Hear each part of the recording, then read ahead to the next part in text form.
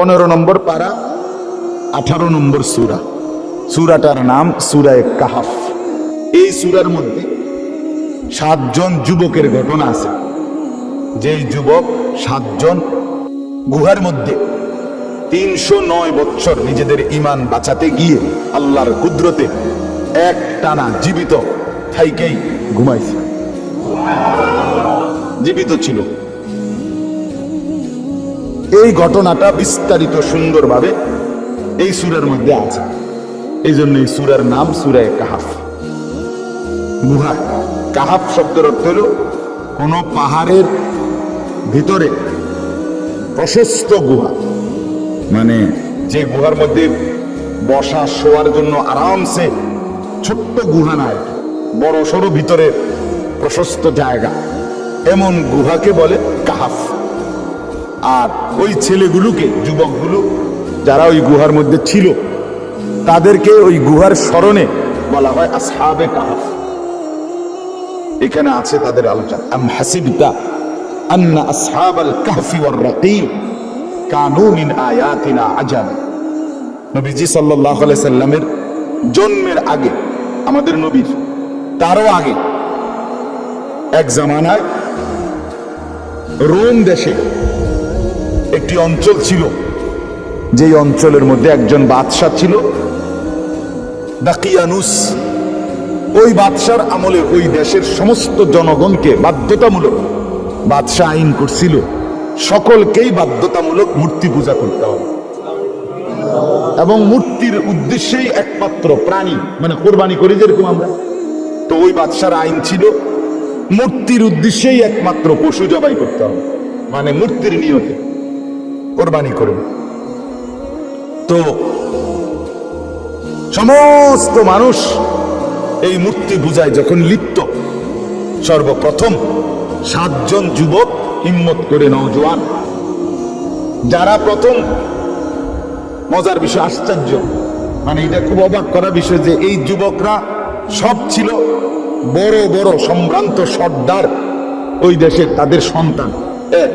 2 নম্বর, তাদের গায়ের পোশাক ছিল 7 জনের গায়ে পোশাক যেটা পরতো তারা আগে, সেটা ছিল স্বর্ণ রৌপ্য খচিত জামা, শাহী পোশাক। 3 নম্বর, তাদের সবার কানের মধ্যে, মানে এমন পাঙ্কু আছিল, এদের কানের মধ্যে দুল ছিল, দুল কানের মধ্যে, কানের মধ্যেও কি ছিল, দুল ছিল। গায়ের মধ্যে স্বর্ণরৌপ্য খচিত জামা। এরকম শাহী, বিলাসী, উচ্চ বংশীয় সর্দার, সম্ভ্রান্ত ব্যক্তিদের সন্তান ছিল তারা। আল্লাহর কুদরতে, আল্লাহর দয়ায় আল্লাহ তাআলা তাদের দিলের মধ্যে পরিবর্তন করে দিছে। এমন অবস্থা থেকে তারা বদলাই গেছে। বদলাইয়া তারা বলছে পুরা জাতির সামনে যে আমরা রব্বুনা রব্বুস সামাওয়াতি ওয়াল আরদ, আমাদের রব, আমাদের প্রভু, আমাদের প্রতিপালক, 7 আসমান এবং জমিনের যিনি রব, তিনি লান নাদউ মিন দুনিহি ইলাহান, আল্লাহকে বাদ দিয়ে আমরা আর কাউকে ডাকবো না, ডাকলে শুধু আল্লাহকেই ডাকবো। অনেক লম্বা ঘটনা, আমার পুরো ঘটনা বলতে চাচ্ছি না। পরে বাদশাহ তাদেরকে ডাকছে, মানে মূল কথাটা বলতেছি আর কি।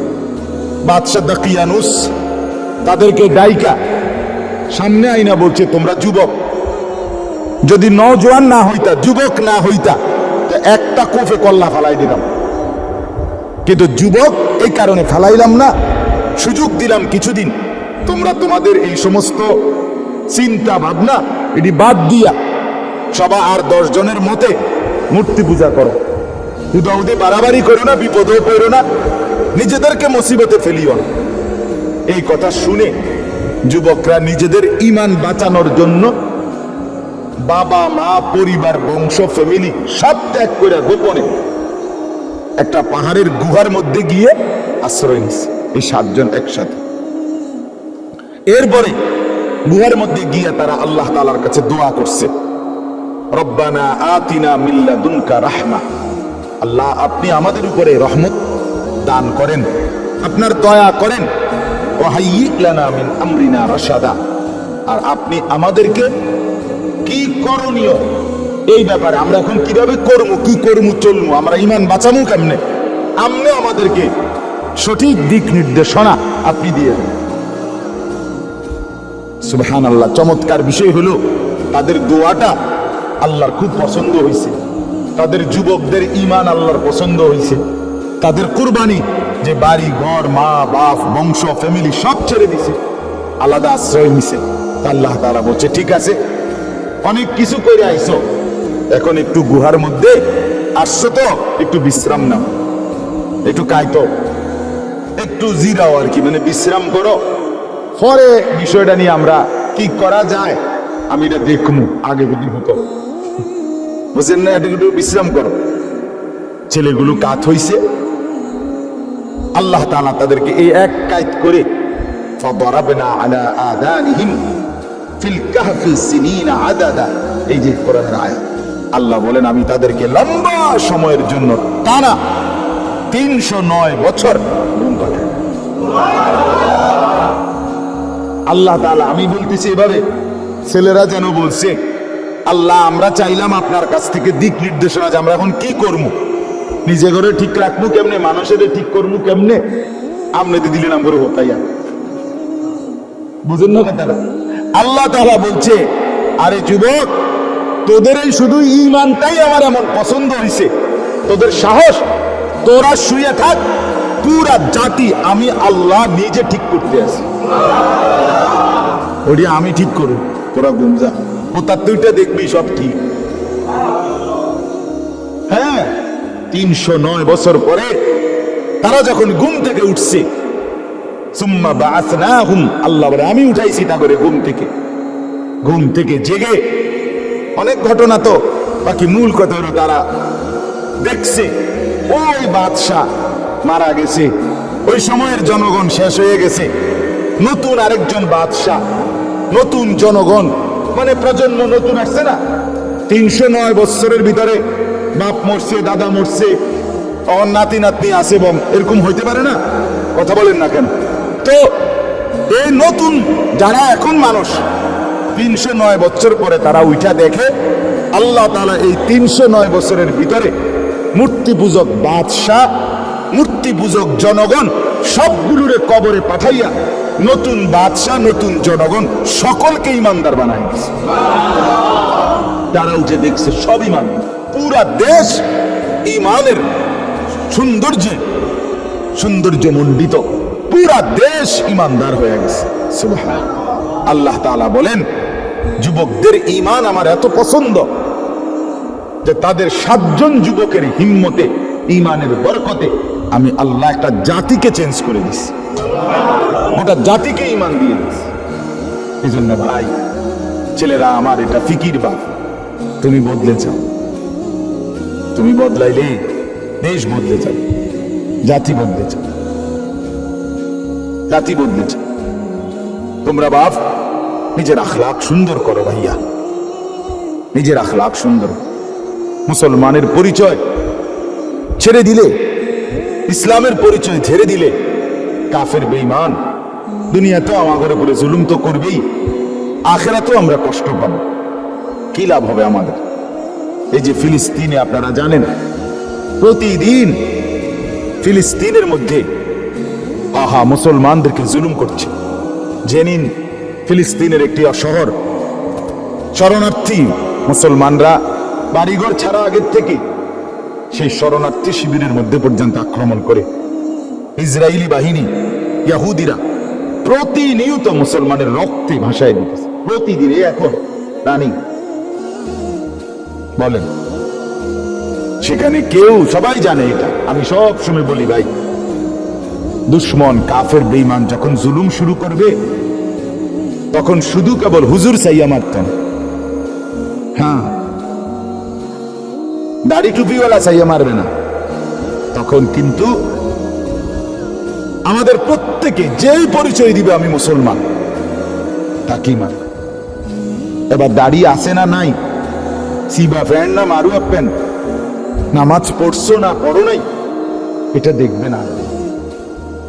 হ্যাঁ, রোহিঙ্গা মুসলমান যাদেরকে মারছে এই বার্মার বৌদ্ধরা, বার্মার সামরিক শাসক এবং বার্মার জনগণ যে রোহিঙ্গা মুসলমানদেরকে মারে বা মারছে আপনারা জানেন, শুধু হুজুরদেরকে না? কথা বলেন না কেন?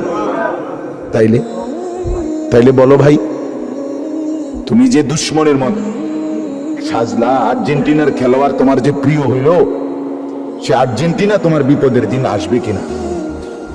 ব্রাজিলের খেলোয়াড় যে তোমার প্রিয় হয়ে গেল, সে তোমার ঈমান রক্ষার সময় তোমার বিপদ মুসিবতের মুহূর্তে আসবে কিনা? হ্যাঁ, আজকে পৃথিবীতে যেখানে মুসলমান নির্যাতিত হয়, হয়তো তারা কিছু বলে না কেন? তারা বলে না কেন? বলে যেন আমাদের আপন দুশ্মন দুনিয়ার কেউ নাই ভাইয়া, আমাদের আপন শুধুই একজন, তিনি আমাদের আল্লাহ। হুয়া মাওলানা, তিনি আমাদের অভিভাবক। ওয়া আলাল্লাহি ফালিয়াতাওয়াক্কালিল মুমিনুন, কোরআনের আয়াত। আল্লাহ তাআলা বলেন, মুমিন তোমাদের উচিত, সমস্ত ঈমানদারের উচিত শুধুই কেবল আল্লাহ তাআলার উপরে ভরসা করা। এজন্য সূরা কাহফ, আমার একটা অনুরোধ রইল, যারা বুঝেন, মানে যারা বাংলা পড়তে পারেন, কোরআন শরীফের বাংলা তর্জমা নিয়ে আপনারা এই সূরা কাহফ পড়বেন।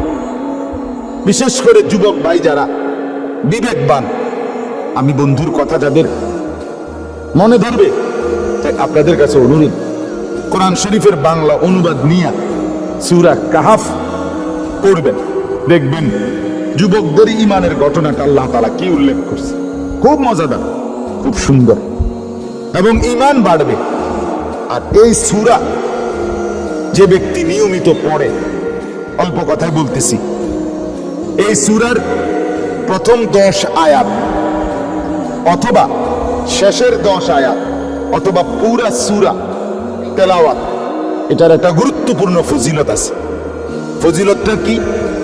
ফজিলত হলো, আল্লাহ নবী সাল্লাল্লাহু আলাইহি ওয়াসাল্লাম বলেন, যে ব্যক্তি সূরা কাহফ প্রথম 10 আয়াত মুখস্থ করবে, পড়বে, অথবা শেষের 10 আয়াত পড়বে, অথবা পুরা সূরাটা পড়বে, তো আল্লাহ তাআলা তাকে সর্বশ্রেষ্ঠ এই পৃথিবীর কোন মানুষের জন্য, ঈমানদারের জন্য সবচেয়ে বড় যেই ফিতনা, ঈমান রক্ষার সবচেয়ে বড় যেই মুসিবত, সেই মুসিবতের নাম হলো দাজ্জাল।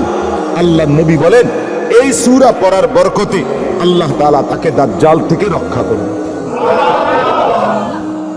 এটাই সূরার ফজিলত।